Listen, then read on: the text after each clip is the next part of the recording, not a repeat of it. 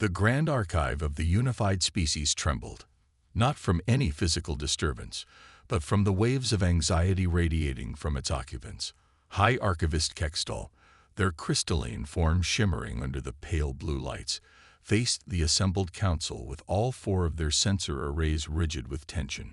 Esteemed members of the council, Kextol's voice resonated through the chamber. What I am about to share will fundamentally change our understanding of galactic civilization. The chamber, hewn from living crystal deep within the neutral space station Harmony Point, held representatives from the 12 most advanced species in known space. The Zenith, with their plasma-based bodies contained in elaborate environmental suits. The Meridians, their carbon fiber bodies gleaming with internal bioluminescence. The Quantum Collective, a hive mind of silicon-based entities. All present considered themselves the pinnacle of evolution. We have detected an anomaly in our historical records, Kextol continued, manipulating the holographic display with precise movements. For the past 3 centuries, someone has been watching us, studying us, learning from us, but they have done so in a way that defied detection until now. Ambassador Versailles of the Meridians leaned forward, their fiber-optic hair pulsing with curiosity. Impossible. Our quantum surveillance network spans every known civilization. Nothing escapes our notice. Except Kextol's crystals chimed with something approaching fear. For a species that understood our technology well enough to hide in its blind spots. We call them humans. The holographic display shifted, showing grainy footage from various worlds. In each image, there was something subtly wrong. A shadow that moved against the light. A reflection that shouldn't exist. A signal that appeared natural but carried impossible patterns. They'd been here all along, Kextol explained. Not hiding in sophisticated cloaking fields or phase-shifted dimensions like we would expect from an advanced civilization. Instead, they used our own assumptions against us. They understood that we would look for specific signs of technological advancement, so they developed entirely different approaches. The council chamber erupted in overlapping voices, each species expressing disbelief in their own way. The Quantum Collective's unified field buzzed with calculation patterns that suggested severe distress. But how? Demanded Supreme Commander Axthor of the Zenith Military Command. Our civilizations mastered faster than light travel millennia ago. We harness the power of stars. We bend space-time to our will. How could a single species evade us all? Kextol's response was to display another series of images. This time, they showed human technological development, pieced together from their own world's broadcasts that had been intercepted. They took a different path, Kextol explained. While we focused on manipulating fundamental forces, they mastered the art of working within limitations.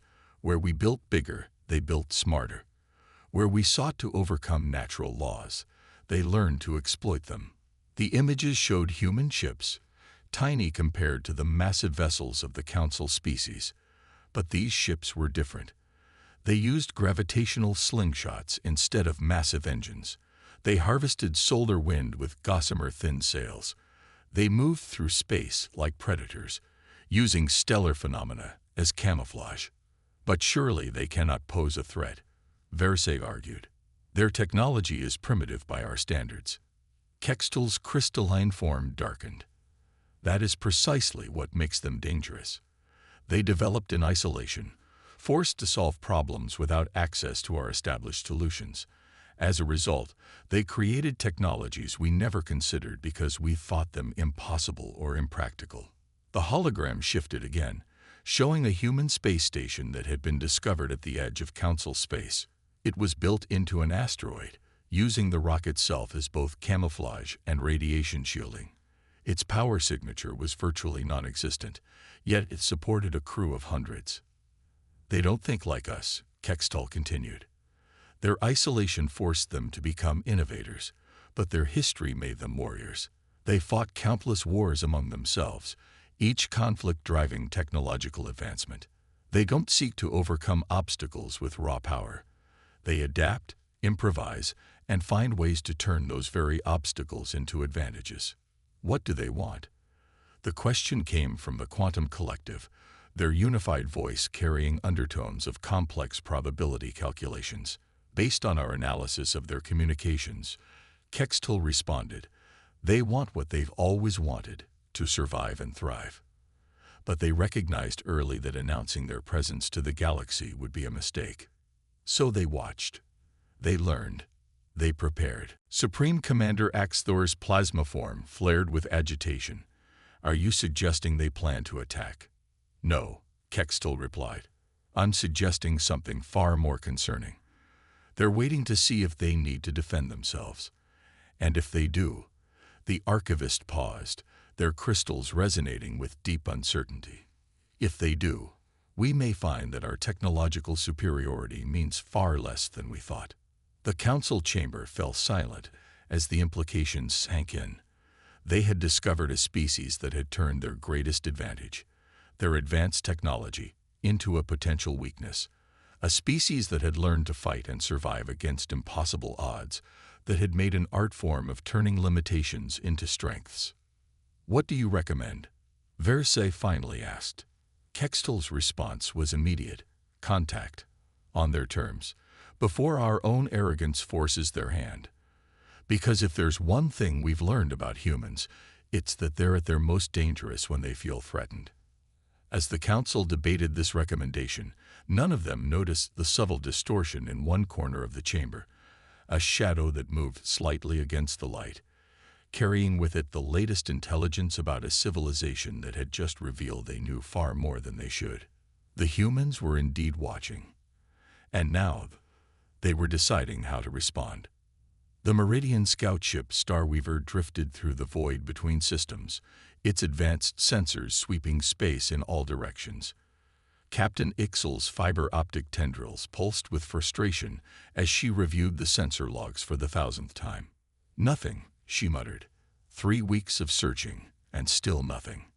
The Council's order had been clear: locate and monitor human activity in this sector. But finding humans was proving maddeningly difficult. They didn't use the expected quantum tunneling communications, didn't leave the typical subspace wake signatures of advanced propulsion. It was like trying to track ghosts. "Captain," her sensor officer called out, his bioluminescent patterns flickering with excitement. "I'm detecting an anomaly in the asteroid field ahead." Ixel moved to the main viewing screen, her crystalline interface merging with the ship's systems. The asteroid field was unremarkable, a typical collection of space rocks that had failed to form a planet. But something about one particular asteroid's movement caught her attention. "It's rotating too perfectly," she realized. Natural asteroids have chaotic rotation patterns. This one's maintaining a steady axis.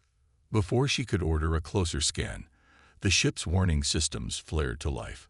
3 more vessels had appeared on their sensors, seemingly materializing from nowhere.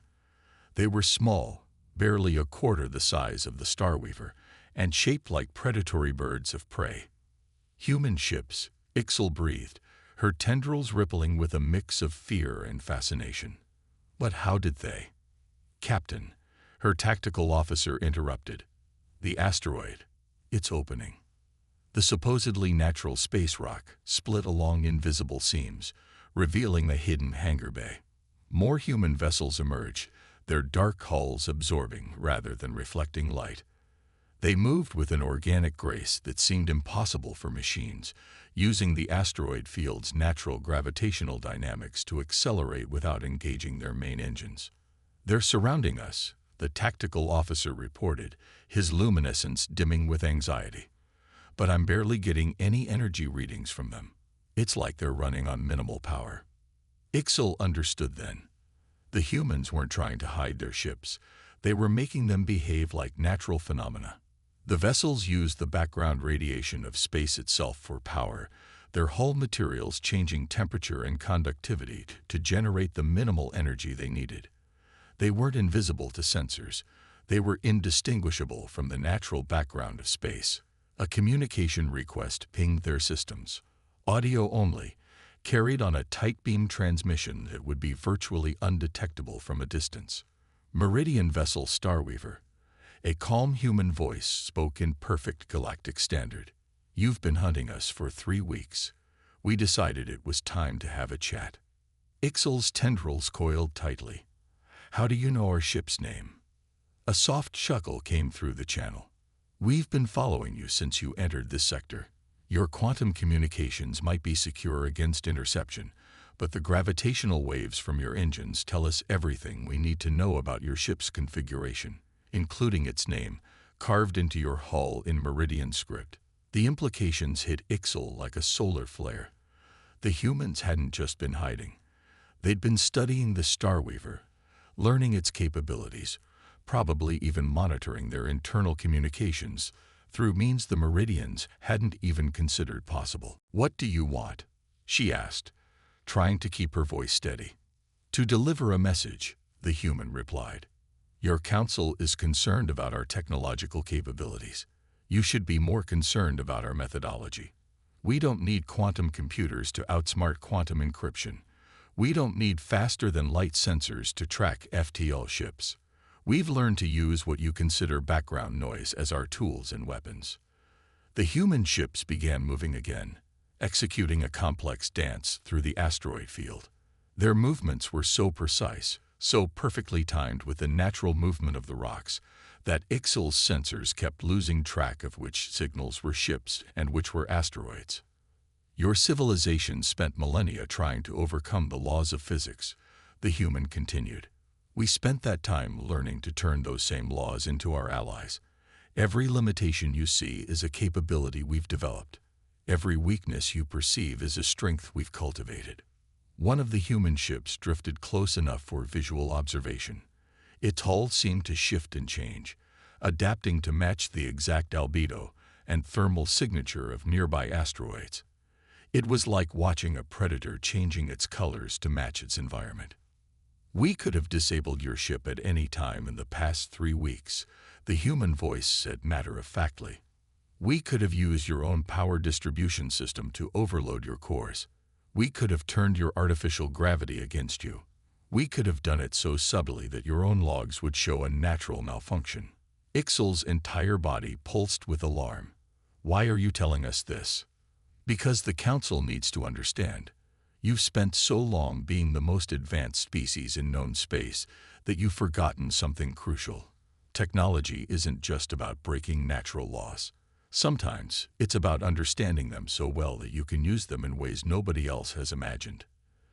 The human ships began to fade from sensors, not through any obvious cloaking technology, but by perfectly matching their signatures to the surrounding space. "Tell the Council this," the human voice said, growing fainter. "We don't want war. We never have. But if they force our hand, they'll learn that their technological superiority means nothing against an enemy that turns nature itself into a weapon." The communication ended. Within moments, the human ships had vanished completely, becoming indistinguishable from the natural background of space. Even the modified asteroid had resumed its seemingly chaotic tumble through the field. Ixal stared at the sensor displays, her tendrils trembling. The humans hadn't just demonstrated their capabilities. They had revealed an entirely different way of thinking about technology and warfare. The Council had worried about facing an inferior species. Instead, they had encountered something far more dangerous, a species that had turned their very understanding of superiority on its head. As the Starweaver began its journey back to Council space, Ixal couldn't shake the feeling that they had just witnessed only a fraction of humanity's true capabilities, and she wondered, with growing unease, what other laws of nature humans had learned to turn into their allies. The Quantum Collective's emergency session pulsed with agitation as holographic displays showed the latest intelligence. 6 Council deep space monitoring stations had gone dark in the past week. Not destroyed, simply silent, their quantum-entangled communications networks somehow severed without triggering any alarms. First Administrator Nexus, their consciousness spread across thousands of interconnected nodes, addressed the gathered representatives. "The humans have made their first move, but not as we expected." Supreme Commander Axthor's plasma form surged with barely contained rage. "They're targeting our detection grid, blinding us sector by sector. We must respond with overwhelming force. And strike at what? High Archivist Kextol's crystalline form resonated with concern. Every attempt to locate their main fleet has failed. Their ships don't leave quantum wakes. They don't generate subspace distortions. They're invisible to every advanced detection method we possess. The massive strategic display showed the affected sectors, a seemingly random pattern of disabled monitoring stations spanning several thousand light years. But to the trained eye, something was wrong with the pattern itself. Ambassador Versailles was the first to notice. The display zoomed out, and suddenly the pattern became clear. The areas where stations remained active formed a complex three-dimensional grid that seemed to serve no purpose, until a junior analyst input the data into a gravitational mapping system. By the first light, Kextol whispered, "They're using our own active stations to create a gravitational lens array. Every functioning station is unknowingly part of a massive sensor network, but not for us. For them." Before anyone could respond, new alerts flooded the chamber. Across Council space, ships were reporting strange malfunctions. Navigation systems showed phantom readings. Communication arrays picked up echoes of transmissions that had never been sent. Quantum computers began producing inconsistent results. "They've weaponized uncertainty," the quantum collective's unified voice declared with something approaching admiration. "Our technology depends on predictable quantum states. Somehow, they're introducing controlled chaos into our systems." A new signal cut through the confusion. A direct transmission to the council chamber, bypassing all security protocols. A human voice, calm and measured, filled the room. "Your technology seeks to impose order on the universe," the voice stated. "Ours embraces the chaos that exists in every system. You built your civilization on the assumption that quantum uncertainty could be controlled.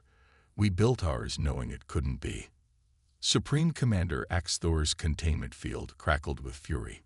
"Show yourselves, cowards. Face us in open battle." "Why?" the human voice asked, genuine curiosity in its tone. "Because that's how you think war should be fought. We watched your civilizations for centuries. We saw how you wage war. Massive fleets, overwhelming firepower, brute force approaches to every problem. But war isn't about who has the biggest ships or the most advanced weapons. It's about understanding the nature of systems and how to make them fail." Across council space, more reports flooded in. Quantum communication networks were experiencing cascading failures. FTL drives were refusing to engage. Advanced AI systems were reporting impossible paradoxes in their logic circuits. "You built your civilization on technologies that require perfect control," the human continued. "We built ours to work with imperfection. Your quantum computers need isolated systems to function. Ours thrive on noise. Your FTL drives require precise calculations. Ours surf the natural waves in space-time." First Administrator Nexus's nodes pulsed with sudden understanding. "You're not trying to destroy our technology. We're showing you its fundamental flaws," the human confirmed. "Every system has chaos at its heart. Every technology has its breaking point. You built empires on the assumption that you could eliminate uncertainty. We built ours knowing that uncertainty is the only constant." The strategic display suddenly shifted, showing new contacts appearing throughout council space. Human ships, emerging from what had appeared to be natural phenomena. Dust clouds, asteroid fields, solar wind streams. They hadn't been hiding behind advanced cloaking technology. They had been hiding in plain sight, their ships indistinguishable from natural space debris. "This is your only warning," the human voice stated firmly. "Withdraw your forces from the border regions. Cease your attempts to contain us. Accept that there are different paths to advancement than the ones you chose." "Or what?" Axthor demanded. "Or we'll continue to demonstrate how fragile your supposed superiority really is. Every piece of technology you depend on can be turned against you. Not through superior firepower, but through superior understanding of its fundamental nature." The transmission ended, leaving the council chamber in stunned silence. The display continued to show human ships moving through Council space with impunity, using the very chaos their advanced civilization had sought to eliminate. We built our empire by imposing order on the universe, First Administrator Nexus observed quietly. They built theirs by learning to thrive in disorder, and now we must decide which approach will prevail. As the Council debated their response, the human ships continued their silent dance through space, turning the very laws of physics into weapons more powerful than any quantum cannon or plasma torpedo. The age of technological superiority was ending. The age of understanding was beginning. The Zenith War Room hummed with nervous energy as Supreme Commander Axthor reviewed the latest battle plans. Holographic displays showed the combined might of 12 species military forces, the largest fleet ever assembled in the history of the Council. "Let them hide in their chaos," Axthor declared, his plasma form blazing with confidence. "Numbers will overwhelm any strategy." Fleet Admiral Scylara of the Meridians wasn't so sure. Her fiber-optic tendrils twisted in complex patterns of concern as she studied the deployment plans. "We're thinking like ourselves again. Massing our forces, planning for direct confrontation. Haven't we learned that humans don't fight the way we expect?" As if in answer to her doubts, the tactical display suddenly shifted. Throughout the assembled fleet, ships began reporting unusual gravitational fluctuations. Not enough to cause damage, but enough to create a pattern, like ripples in a pond, spreading outward from countless points in space. "They're already here," High Archivist Kextall observed, their crystalline form reflecting the shifting tactical displays. "Have been for hours, probably. Watching. Waiting." The ripples intensified, and in their wake, human ships seemed to coalesce from empty space, not appearing from cloaking fields or dimensional shifts, but simply becoming visible as they adjusted their energy signatures to rise above the background radiation of space. "Interesting deployment," came a human voice over the command channel. "Traditional phalanx formation, designed to maximize the coverage of your energy weapons. Efficient, predictable, fatal." Before anyone could respond, the gravitational ripples reached a crescendo. Throughout the Council fleet, ships began reporting system failures, but not from direct attack. Instead, their own energy weapons were overloading, their containment fields fluctuating in ways that should have been impossible. "You see," the human continued, "we studied how your weapons work. The precision they require, the delicate balance of forces needed to contain their power. Then we learned to disrupt that balance using nothing but the natural gravitational waves that permeate space." Admiral Scylara watched in horror as the Council's mighty fleet began to disable itself. Ships designed to channel the power of artificial suns were being undone by microscopic fluctuations in the fabric of space itself. "Your technology requires perfection," the human explained, almost pedagogically. "Ours embraces imperfection. You build weapons that need absolute control. We build weapons that work better in chaos." The human ships began to move, but not in any formation the Council tacticians recognized. They flowed like water, their movements seeming random yet perfectly coordinated. Each ship generated its own gravitational distortions, creating a complex interference pattern that turned space itself into a weapon. "You're not even firing at us," Axthor realized, his plasma form flickering with disbelief. "Why should we?" the human replied. "Your own technology is doing our work for us. All those powerful weapons, all that advanced technology, they're useless if you can't maintain perfect control over them." Throughout the fleet, more systems began to fail. Quantum computers crashed as their carefully isolated systems were exposed to environmental noise. FTL drives went offline as their calibrations were thrown off by gravitational fluctuations. Even the ship's artificial gravity began to malfunction, creating nauseating waves of varying gravitational force throughout their hulls. "This isn't warfare," protested Axthor. This is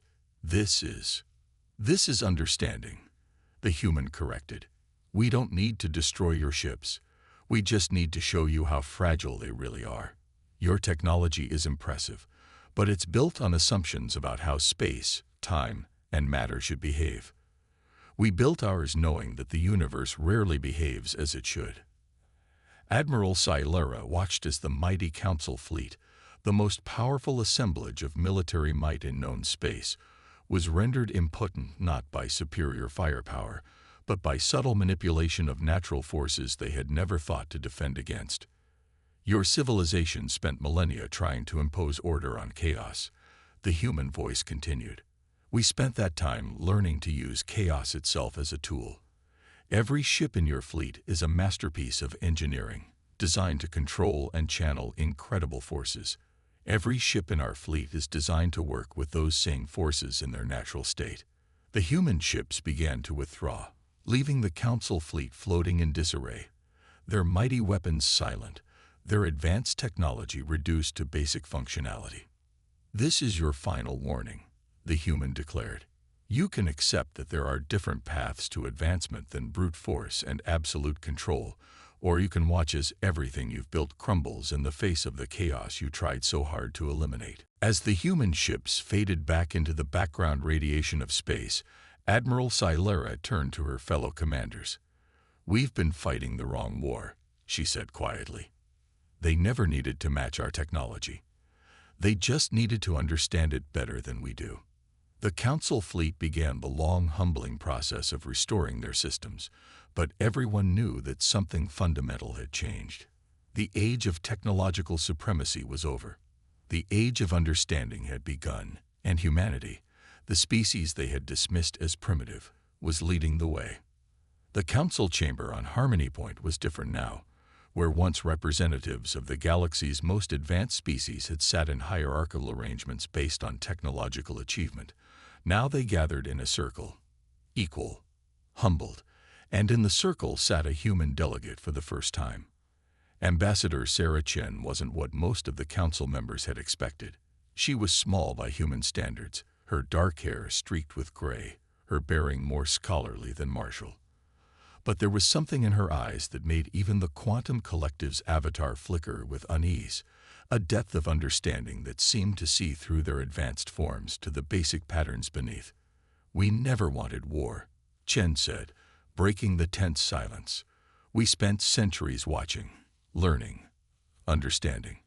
Not just your technology, but your societies, your cultures, your ways of thinking. To better defeat us," Supreme Commander Axthor stated, his plasma form dimmed to a cautious glow. Chen smiled. "To better understand you. War was always a last resort. We developed our capabilities not because we wanted to fight, but because we needed to ensure we could defend ourselves if necessary." High Archivist Kextel's crystalline form chimed softly. "Yet you turned our greatest strengths against us with seemingly little effort." "Because you never questioned your assumptions," Chen explained. "You built magnificent technologies, but you forgot to ask why they worked the way they did. You mastered the laws of physics without understanding their exceptions, their edge cases, their inherent chaos." The chamber's holographic displays activated, showing scenes from human history. Not their wars or technological achievements, but their scientific endeavors. Researchers studying seemingly insignificant phenomena. Engineers testing devices that seemed primitively simple compared to Council technology. "While you were building bigger engines, we were studying how space itself flows," Chen continued. "While you were developing more powerful weapons, we were learning how the smallest perturbations could cascade into system-wide failures. We didn't need to match your technology. We just needed to understand its fundamental nature better than you did." First Administrator Nexus's nodes pulsed with realization. "Your entire civilization developed along a different path than ours. We sought to impose our will on the universe, while we learned to work with it." Chen finished. "Every limitation became an opportunity. Every obstacle became a teacher. We couldn't match your power, so we learned to use power itself against you." Ambassador Versailles' fiber-optic tendrils twisted in complex patterns. "But why reveal yourselves now? Why not continue to watch and learn?" Chen's expression grew serious. "Because the galaxy is changing. There are things coming. threats that neither your brute force nor our subtle understanding can face alone. We need each other. The chamber fell silent as the implications sank in. The humans hadn't revealed themselves out of aggression or fear, but out of necessity. They had demonstrated their capabilities not to threaten, but to prove they could be valuable allies. Your civilizations have mastered the art of bending the universe to your will, Chen said. We've mastered the art of bending ourselves to work within its natural flows. Imagine what we could achieve together. The displays shifted again, showing theoretical models of combined human and council technology. Ships that could harness both chaos and control. Weapons that could switch between overwhelming force and subtle manipulation. Defense systems that were both impenetrably strong and infinitely adaptable. We offer partnership, Chen declared. Not submission, not dominance, but true cooperation. Your power combined with our understanding. Your technology merged with our methodology. The council members exchanged glances, their various forms expressing a mix of concern and curiosity. Finally, First Administrator Nexus spoke for them all. You could have conquered us, they observed. Why offer partnership instead? Hen's smile returned, gentle but knowing. Because that's not who we are. Humanity didn't survive and thrive by dominating nature, but by understanding it. We don't want to rule the galaxy. We want to help it evolve. One by one, the council members signaled their agreement. Not out of fear, though respect for human capabilities certainly played a part, but out of recognition that something fundamental had changed in the galaxy's power structure. Let this be remembered, Kextel declared, their crystalline form resonating with formal tones, as the day when true advancement began. Not through power alone, not through understanding alone, but through the merger of both. As the council chamber erupted in discussion about the practical details of this new alliance, Chen sat quietly, watching. Humanity had finally taken its place among the stars, not through conquest or technological superiority, but through the very adaptability and understanding that had kept them hidden for so long. The age of isolation was over. The age of cooperation had begun, and the galaxy would never be the same.